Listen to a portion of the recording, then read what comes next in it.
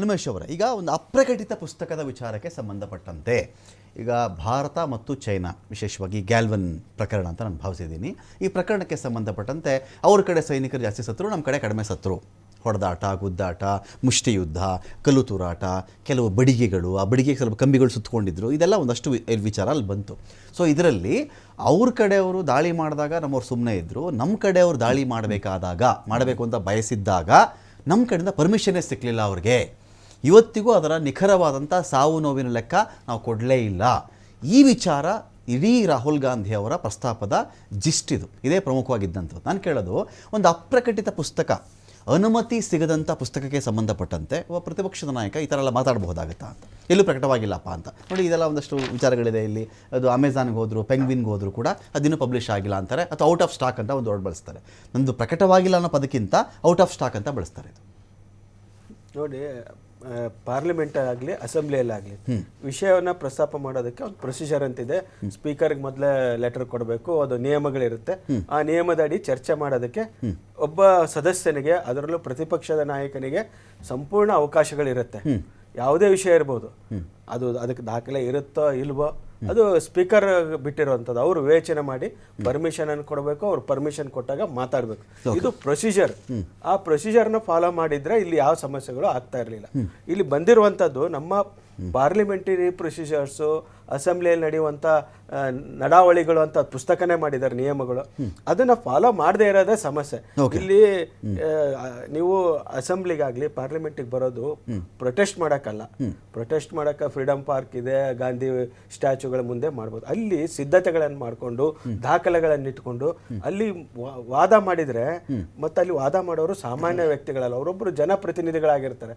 ಹಿಂದೆ ನೋಡಿ, ನಾವು ಇಲ್ಲಿ ಕರ್ನಾಟಕದಲ್ಲೇ ಎ.ಕೆ. ಸುಬ್ಬಯ್ಯ ಅವ್ರ ಕಾಲದಲ್ಲಿ, ಎಂ.ಸಿ. ನಾಣಯ್ಯ ಅವ್ರ ಕಾಲದಲ್ಲಿ, ಎಂ.ಆರ್. ತಂಗ ಕಾಲದಲ್ಲಿ, ಅಥವಾ ಅಸೆಂಬ್ಲಿಗಳಲ್ಲೇ ನೋಡ್ತಾ ಇದ್ವಿ. ಅವ್ರು ಎಷ್ಟು ಪ್ರಿಪರೇಷನ್ನು, ಎಷ್ಟು ದಾಖಲೆಗಳು ಇಟ್ಕೊಂಡ್ಬರು, ಇಷ್ಟಿಷ್ಟು ತಗೊಂಡ್ ಬರೋರು. ಆ ಕೊಟ್ಟಾಗ ಆ ಸದಸ್ಯ ವಾದ ಮಂಡನೆ ಮಾಡಿದಾಗ ಎಷ್ಟೋ ಸಚಿವರು ರಾಜೀನಾಮೆ, ಅಲ್ಲೇ ತಕ್ಷಣಕ್ಕೆ ರಾಜೀನಾಮೆ ಅನೌನ್ಸ್ ಮಾಡ್ತಾ ಇದ್ರು. ಎಷ್ಟೋ ಸರ್ಕಾರ ತೆಗೆದುಕೊಂಡಂತ ನಿರ್ಧಾರಗಳನ್ನೇ ವಾಪಸ್ ತಗೊಳ್ತಾ ಇದ್ರು. ಅದು ಯಾಕೆ ಸಾಧ್ಯ ಆಗ್ತಿತ್ತು ಅಂದ್ರೆ, ಅಷ್ಟು ಸಿದ್ಧತೆಗಳ ಮೇಲೆ ಅಲ್ಲಿ ಚರ್ಚೆ ನಡೀತಾ ಇತ್ತು. ನೀವು 90 ಸೋತ್ಬಿಟ್ಟೆ ಅಂತ ಒಬ್ರು, ನೀವು ಪುಕ್ಲು ಅಂತ ಒಬ್ರು, ಹೇಡಿ ಅಂತ ಒಬ್ರು, ಇದು ದೇಶದ ದೊಡ್ಡ ವಿಚಾರ. ಇವತ್ತಿಗೆ ನಾವೆಲ್ಲ ಚರ್ಚೆ ಮಾಡ್ಬೇಕಾಗಿರೋ ವಿಚಾರ. ಹೇಡಿ, ಪುಕ್ಲು, 56 ಇಂಚು, 54 ಇಂಚು, 96 ಎಲೆಕ್ಷನ್ಸು. ಅಂದರೆ ಒಂದು ಟ್ಯಾರಿಫ್ ಇಶ್ಯೂ ನಡೀತಾ ಇದೆ, ಎಪ್ಸ್ಟೀನ್ ಫೈಲ್ ಇಶ್ಯೂ ನಡೀತಾ ಇದೆ. ಬ್ರಿಟನ್ ಪ್ರಧಾನಿ ರಾಜೀನಾಮೆ ಕೊಟ್ಟರು ಆಶ್ಚರ್ಯ ಇಲ್ಲ. ಕೀರ್ ಸ್ಟಾರ್ಮರ್ ಎನಿ ಮೊಮೆಂಟ್ ರಾಜೀನಾಮೆ ಕೊಡುವಂಥ ಸಾಧ್ಯತೆ ಒಂದು ಕಡೆ ಇದೆ. ಇಲ್ಲಿ ಇದೇ ವಿಚಾರಗಳೇ ಎಲ್ಲ ಇದೇನೆ. ಸೊ ಇಷ್ಟಿದ್ದಾಗ ಯಾವುದ್ರ ಬಗ್ಗೆ ಚರ್ಚೆ ಆಗಬೇಕಾಗಿತ್ತು, ಅದಾಗಲಿಲ್ಲ ಅಂತ ನೀವು ಹೇಳ್ತೀರಾ ಅಂತ? ಹೌದು, ನೋಡಿ, ಡೆಮಾಕ್ರಸಿನಲ್ಲಿ ಜನರು ಅಂತಿಮವಾಗಿ ವಿಷಯ ಗೊತ್ತಾಗಬೇಕಾಗಿರೋ ಜನರಿಗೆ ನೀವು ಅದಕ್ಕೆ ಅವಕಾಶ ಕೊಡಬೇಕಾಗಿರುವಂಥದ್ದು. ಅದರ ಗಂಭೀರತೆಯನ್ನು ಅರಿತುಕೊಂಡು ಅದನ್ನ ಚರ್ಚೆಗೆ ಅವಕಾಶ ಕೊಟ್ಟಾಗ ಚರ್ಚೆ ಆಗಲಿ. ಅದು ಸರಿನೋ ತಪ್ಪು ಅಂತಿಮವಾಗಿ ಹೊರಗೆ ಬರಲೇಬೇಕು. ದಾಖಲೆಗಳಿರುತ್ತೆ, ಅದನ್ನ ಹೊರಗೆ ಬಂದಾಗ ಜನ ತೀರ್ಮಾನ ಮಾಡ್ತಾರೆ, ಅಥವಾ ನ್ಯಾಯಾಲಯಗಳಿದೆ, ನ್ಯಾಯಾಲಯದಲ್ಲಿ ತೀರ್ಮಾನ ಆಗ್ಬೋದು. ಈ ಇತ್ತೀಚೆಗೆ ಏನಾಗ್ಬಿಟ್ಟಿದೆ ಅಂದ್ರೆ, ಪ್ರತಿಭಟನೆಗಳು ಆ ಅಸೆಂಬ್ಲಿಗಳಲ್ಲಿ, ಪಾರ್ಲಿಮೆಂಟಲ್ಲೂ ಪ್ರತಿಭಟನೆಯ ಸ್ಥಳಗಳಾಗಿ ಪರಿವರ್ತನೆ ಆಗ್ತಾ ಇದೆ. ಸಿದ್ಧತೆಗಳೇ ಇಲ್ಲ. ಮತ್ತೆ ಈ ರೀತಿಯ ಅವರು ವಿರೋಧ ಪಕ್ಷದಲ್ಲಿ ಒಬ್ಬರೇ ಇರ್ಬೋದು, ಅವರು 100 ಜನ ಇರ್ಬೋದು, ಅಥವಾ ಅವ್ರು 100 ಎಲೆಕ್ಷನ್ಸ್ ಹೋತಿರ್ಬೋದು. ಆ ಸ್ಥಾನ ಇದೆಯಲ್ಲ, ನೀವು ಪ್ರಜಾಪ್ರಭುತ್ವದಲ್ಲಿ ಆಡಳಿತ ಪಕ್ಷ ಎಷ್ಟು ಪವರ್ಫುಲ್ ಆಗಿರ್ಬೇಕು, ಪ್ರತಿಪಕ್ಷನೂ ಅಷ್ಟೇ ಪವರ್ಫುಲ್ ಆಗಿರ್ಬೇಕು. ಅದಕ್ಕೆ ಶಕ್ತಿ ಕೊಡ್ಬೇಕಾಗಿರೋ ಕರ್ತವ್ಯ ಯಾರ್ದು? ಸ್ಪೀಕರ್ ಸ್ಥಾನದಲ್ಲಿ ಇರುವಂತವ್ರು. ಯಾಕಂದ್ರೆ ಹಿಂದೆ ವಾಜಪೇಯಿ ಅವ್ರ ಕಾಲದಲ್ಲೂ ಬಿಜೆಪಿ 1-2 ಸ್ಥಾನದಲ್ಲೇ ಇತ್ತು. ನೀವು ಪಾರ್ಲಿಮೆಂಟ್ ಅಲ್ಲಿ ಒಂದು ಒಳ್ಳೆ ಡಿಸ್ಕಷನ್ ಆಗಬೇಕು, ವಿಷಯಗಳು ಹೊರಗೆ ಬರಬೇಕು, ಜನರಿಗೆ ಗೊತ್ತಾಗಬೇಕಂದ್ರೆ ಒಬ್ಬ ಅಪೋಸಿಷನ್ ಲೀಡರ್ ಇರ್ಬೋದು, ಅಪೋಸಿಷನ್ ಪಾರ್ಟಿ ಮೆಂಬರ್ಸ್ ಇರ್ಬೋದು, ಅವ್ರಿಗೂ ಸ್ವಾತಂತ್ರ್ಯವನ್ನು ಕೊಟ್ಟು ವಿಷಯ ಚರ್ಚೆ ಆಗಬೇಕು. ಅದು ಸರಿನಾ ತಪ್ಪ ಅಂತ ಇವ್ರು ಉತ್ತರ ಕೊಡಬೇಕು, ಅದಕ್ಕೆ ಪೂರಕ ದಾಖಲೆಗಳನ್ನು ಕೊಡಬೇಕು. ಆ ಚರ್ಚೆ ಆಗಿ ಇಡೀ ದೇಶದ ಜನರಿಗೆ ಗೊತ್ತಾಗಬೇಕು. ಇದು ಪಾರ್ಲಿಮೆಂಟ್ ಮಾಡಬೇಕಾಗಿರುವಂತ ಕೆಲಸಗಳು. ಒಂದು ಶಾಸನ ತರಬೇಕಾದ್ರೂ ಇದೆಲ್ಲ ಆಗ್ಬೇಕು.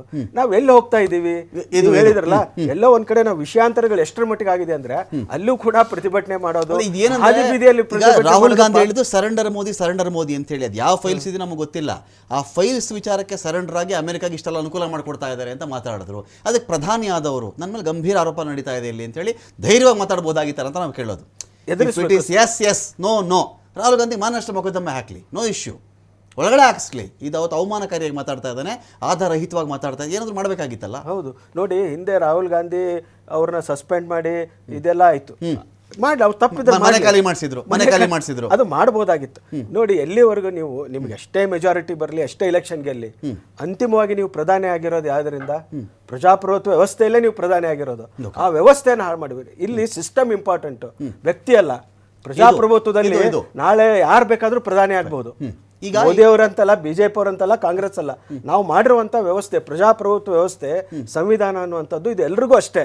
ನೀವು ಅಲ್ಲಿದ್ದಾಗ ಆ ಸಂವಿಧಾನದ ಪ್ರಕಾರ ನಡೆದುಕೊಳ್ಳಿ ಅನ್ನುವಂಥದ್ದು ಬಹಳ ಮುಖ್ಯ. ಇಲ್ಲಿ ನೀವು ಇಲ್ಲೂ ಬಂದ್ಬಿಟ್ಟು ನಮಗೆ ಬೇಕಾದಂಗೆ ನೋಡಿ, ಆ ಒಂದು ಮಹಿಳೆಯರು ಪ್ರತಿಭಟನೆ ಮಾಡ್ತಾರೆ ಅನ್ನೋ ಕಾರಣಕ್ಕೆ ಇಡೀ ರಾಷ್ಟ್ರಪತಿಗಳ ಚರ್ಚೆಗೆ ಉತ್ತರನೇ ಕೊಡದೇ ಇರುವಂತದ್ದು ಎಷ್ಟು ಸರಿ? ದೇಶದ ಜನರಿಗೆ ಬೇಕು. ಸರಿ, ಸೂಕ್ಷ್ಮ ಇದೆ ಇಲ್ಲಿ ಪ್ರತಿಭಟನೆ ಮಾಡಲಿಕ್ಕೆ ಪುರುಷರು ಬರ್ಬೋದಾಗಿತ್ತು, ಪುರುಷ ಎಂಪಿಗಳು ಬರ್ಬೋದಾಗಿತ್ತು. ಪುರುಷ ಎಂಪಿಗಳೇನು ಬರಬಾರ್ದು ಅಂತ ಏನಿರಲಿಲ್ವಲ್ಲ. ಈ ಮಹಿಳೆಯರ ಗುಂಪನ್ನೇ ಹೇಳಿ ಕಳಿಸಿರೋದು ಏನಾದರೂ ಬೇರೆ ಇಂಟೆನ್ಷನ್ ಇಟ್ಬಿಟ್ಟು ಕಳಿಸಿದಾರ? ಈ ಥರ ಮಹಿಳೆಯರಿಂದ ಮೋದಿಗೆ ಅವಮಾನ ಮಾಡಿಸ್ಬಿಟ್ವಿ ನಾವು ಅಂತ ಅದೊಂದೇನಾದ್ರು ಇತ್ತ ಅಂತ? ಜ್ಯೋತಿಮಣಿ, ವರ್ಷ ಇವರೆಲ್ಲ ಯಾಕೆ ಕಳಿಸ್ಕೊಟ್ರಲ್ಲಿ? ನೋಡಿ, ಆ ತರದ ಒಂದು ಉದ್ದೇಶ ಇದ್ದಿದ್ದೇ ಆದ್ರೆ ಅದು ಕೂಡ ಖಂಡನೀಯ. ಯಾಕಂದ್ರೆ ಪಾರ್ಲಿಮೆಂಟ್ ಅಲ್ಲಿ ಇದನ್ನ ನೋಡಿರಲ್ಲಪ್ಪ. ಈಗ ಎಲ್ಲಾ ಎಂಪಿಗಳು ನುಗ್ಗೋದು ನೋಡಿದೀವಿ ನಾವು. ಮಹಿಳೆಯರು ಮಾತ್ರ ಪ್ರಧಾನಮಂತ್ರಿ ಸೀಟ್ ಬಳಿಯಲ್ಲಿ ಹೋಗೋದು ಅಂದ್ರೆ ಏನರ್ಥ ಅದಕ್ಕೆ? ಹೌದು, ಮಹಿಳೆಯರು ಆ ರೀತಿ ಹೋಗೋದಿರ್ಬೋದು, ಬ್ಯಾನರ್ ಪ್ರದರ್ಶನ ಮಾಡುವಂತದ್ದು, ಅದು ಕೂಡ ಆಗ್ಬಾರ್ದು. ನೀವು ಪಾರ್ಲಿಮೆಂಟ್ ಅನ್ನ ಪಾರ್ಲಿಮೆಂಟ್ ಆಗೇ ಬಳಸಬೇಕು. ಓಕೆ, ಫ್ರೀಡಂ ಪಾರ್ಕ್ ಮುಂದೆ ಪ್ರತಿಭಟನೆ ಮಾಡೋದೇ ಬೇರೆ, ಓಕೆ, ಗಾಂಧಿ ಸ್ಟ್ಯಾಚ್ಯೂ ಮುಂದೆ ಪ್ರತಿಭಟನೆ ಮಾಡೋದೇ ಬೇರೆ, ಅಸೆಂಬ್ಲಿ ಪಾರ್ಲಿಮೆಂಟ್ ಅಲ್ಲಿ ನಡೆದುಕೊಳ್ಳೋ ರೀತಿನೇ ಬೇರೆ. ಇದು ಎಲ್ಲಿಗೋ ಒಂದ್ ಕಡೆ ನಮ್ಮ ಪ್ರಜಾಪ್ರಭುತ್ವದ ನಡವಳಿಕೆಗಳು ಕೆಳಮಟ್ಟಕ್ಕೆ ಹೋಗ್ತಾ ಇರುವಂತದ್ದು, ಪ್ರಿಪರೇಷನ್ ಇಲ್ದೇನೆ ಮಾತಾಡುವಂಥದ್ದು, ಅಲ್ಲೂ ಕೂಡ ರಾಜಕೀಯ ಭಾಷಣಗಳನ್ನು ಮಾಡೋದು. ಈಗ ನೋಡಿ, ಭಾಷಣಗಳನ್ನು ನೋಡಿ, ಅವ್ರ ಮೇಲೆ ಇವ್ರು ಅಟ್ಯಾಕ್ ಮಾಡಿ ಭಾಷಣ ಮಾಡ್ತಾರೆ, ಇವ್ರ ಮೇಲೆ ಅವ್ರು, ಆಮೇಲೆ ಎಮೋಷನಲ್ ವಿಷಯಗಳನ್ನೇ ಮಾಡ್ತಾರೆ.